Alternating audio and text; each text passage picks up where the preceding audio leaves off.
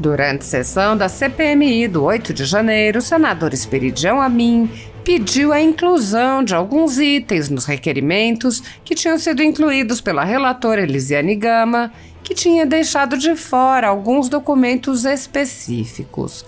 O senador apontou: "Eu já previa que haveria algumas omissões." Esperidião Amin explicou: "A primeira preocupação é que nós não vamos só investigar eventos, vamos investigar omissões."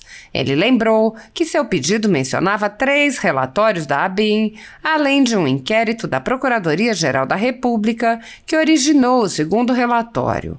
O senador lembrou que no primeiro relatório da ABIN enviado ao Congresso, o nome do ministro de Lula foi omitido 11 vezes e, após pedido da PGR, a ABIN teve que mandar o verdadeiro relatório e nesse relatório constam 11 vezes referências ao recebimento pelo ministro do GSI.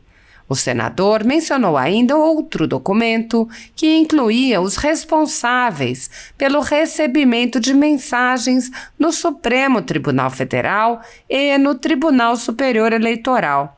Ele pediu a quebra de sigilo e explicou: é o gestor da Caixa Postal, do TSE e das polícias legislativas da Câmara e do Senado.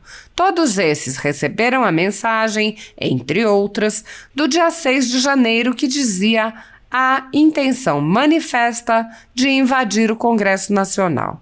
Esperidião Amin disse: "A senhora não pode deixar de reconhecer o que está ali na sala ao lado."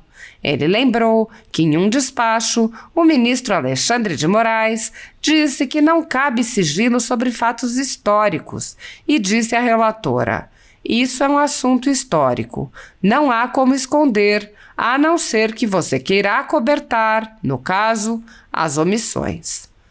O senador mencionou ainda a frase de Lula que disse: "Alguém abriu a porta", e concordou, acrescentando: "Omissões são tão importantes e penalmente tão criminosas quanto os atos antidemocráticos." A relatora Elisiane Gama defendeu vagamente que, quando um documento fosse requisitado, outros viriam automaticamente e não explicou por que não incluiu os documentos solicitados por Amin. A renda deste vídeo e de todos os outros da Folha Política está sendo confiscada a mando do ministro Luiz Felipe Salomão, ex-corregedor do TSE, com respaldo e apoio de Luiz Roberto Barroso, Alexandre de Moraes e Edson Fachin. O ministro Salomão decidiu, de forma monocrática, em um inquérito administrativo, confiscar toda a renda do jornal a pretexto de impedir a divulgação de discursos que não lhe agradam. Sem a renda, o jornal em breve não poderá mais manter sua estrutura em funcionamento, cumprir seus compromissos financeiros e pagar seus colaboradores. Há quase 2 anos, todos os nossos rendimentos são retidos sem qualquer justificativa jurídica. Se você apoia o trabalho da Folha Política e pode ajudar a evitar que o jornal seja fechado, doe qualquer valor à empresa Raposo Fernandes por meio do Pix, cujo QR Code está visível na tela, ou por meio do código ajude@folhapolitica.org. Caso não utilize Pix, há a opção de transferência bancária para a conta da empresa Raposo Fernandes, disponível na descrição deste vídeo e no comentário fixado no topo. Há 10 anos, a Folha Política vem mostrando a realidade da política brasileira e quebrando barreiras do monopólio da informação. Com a sua ajuda, poderá se manter firme e continuar a exercer o seu trabalho. Pix ajude@folhapolitica.org. Assista. É inscrito, vai falar. Com a palavra o senador Esperidião Amin. Eu não tenho um audiovisual, eu tenho um slide que é o meu pedido para ser acrescido. São os assuntos que eu pretendo ver acrescidos ao plano de trabalho apresentado pela senadora Elisiane Gama. E eu vou acrescentar, por favor, é um slide. Deputado, a mesa me informa a secretaria da mesa aqui da comissão me informa que, oportunamente, nós vamos definir regras para que mídias possam ser apresentadas durante as falas. Bom, não então, sendo mídia, mas sendo um recurso visual, não tem problema nenhum. Eu lhe agradeço. Eu aceito, mas vou pedir a atenção de todos, porque eu vou ler o que eu pretendo justificar e apresentar ao plano de trabalho. Eu já previa que haveria algumas omissões. Então, a primeira colocação, querida senadora Elisiane, é que nós não vamos só investigar eventos, como consta do texto do plano de trabalho. Nós vamos investigar eventos e omissões. E o meu pedido não é para quebrar o sigilo apenas dos relatórios. São 3 relatórios da ABIN que se encontram ali ao lado, nos arquivos das comissões mistas do Congresso. Eu peço que nós aprovemos hoje a quebra do sigilo dos 3 relatórios da ABIN, da decisão do ministro Alexandre Moraes, justificando que não deveria haver sigilo para esses relatórios, porque eles tratam de fatos históricos.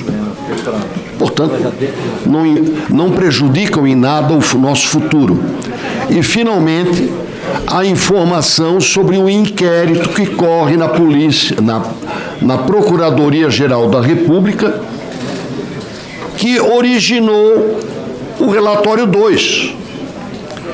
A ABIN fez um relatório inicial, omitindo 11 vezes que o ministro do GSI tinha recebido aquelas mensagens.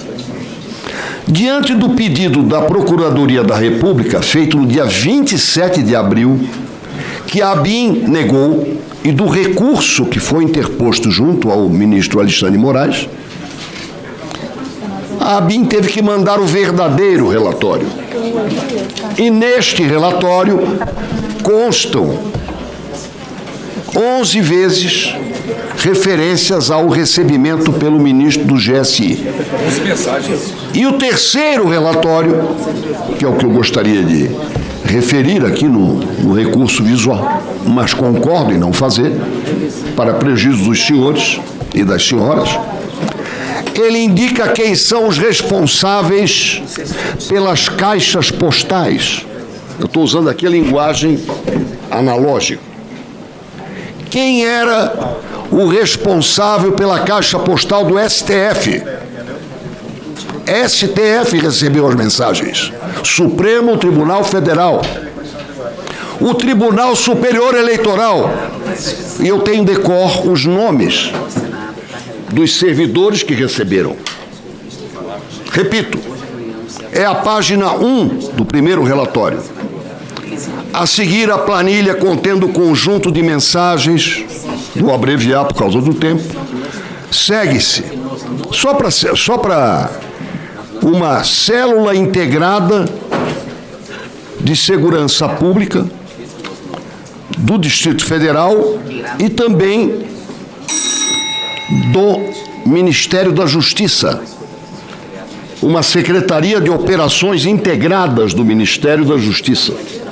Recebeu todos esses relatórios, mas o STF, que eu repito, tinha um nome, há um nome do servidor que recebeu o WhatsApp, eu estou usando linguagem analógica, é o dono da Caixa Postal, é o gestor da Caixa Postal,